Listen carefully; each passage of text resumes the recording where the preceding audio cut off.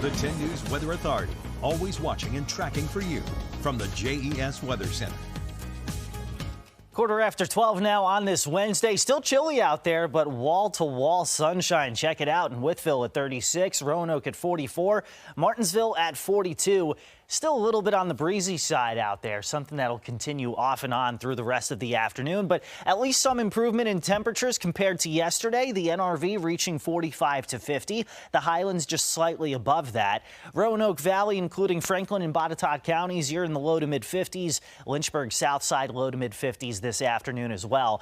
Aside from the breeze, another thing you may notice is the bone dry air. I've had to apply chapstick I don't know how many times today, so you might be in the same boat. Maybe avoid a long hot shower tonight just because of how dry the air is. And it's all because of where the wind is coming out of. It's coming out of the northwest, so that dry Canadian air moving into the region. Wind gusts 20 to 30 miles per hour up until about supper time. But finally, the wind takes a little bit of a chill pill later tonight heading into tomorrow morning. That's going to allow temperatures to drop, though. So it's still too soon to really go planting. But if you do have plants out, maybe bring them inside. Temperatures across the board from the NRV to the Highlands, from Lynchburg to Southside and Roanoke.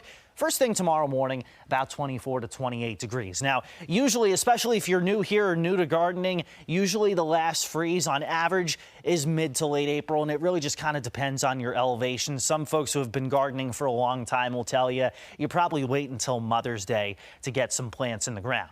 Meanwhile, we're not quite as cold on Friday morning to start out St. Patrick's Day, pardon me. May have a few stray showers. Otherwise, we're in the 60s for afternoon highs. It's really late that afternoon into the evening that you see the chance for some showers, and there you see that moving in from west to east. This is all with a cold front. That's going to change some things up heading into the weekend. We'll see the wind then coming in out of the northwest once again. That cold, dry air settling in for the weekend. It always seems to happen on the weekends that we cool things off, and that's certainly going to be the case this time around.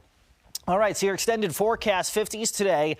Get this, we start in the 20s tomorrow morning, but by the afternoon, we're going to be in the 60s. So that is going to be a confusing wardrobe day for you, but we'll get through it as we do every spring. 60s for highs on St. Patty's Day prior to some of those showers. Then by Saturday, highs in the mountains, 40s, everywhere else in the 50s. The wind is going to pick back up again, but it'll drop off heading into Sunday. Sunshine Sunday, we'll start in the 20s, we'll reach the 40s. We'll start in the 20s Monday, which, go figure, is the first official day of spring. Not necessarily going to feel like it. We're in the 50s early next week with the chance for some more showers. Looking like we'll warm things back up later next week, back into the 60s. So if you're not a fan of the cold, or you think it's a little too late, there are some signs of things warming back up, not just tomorrow, but into next week as well.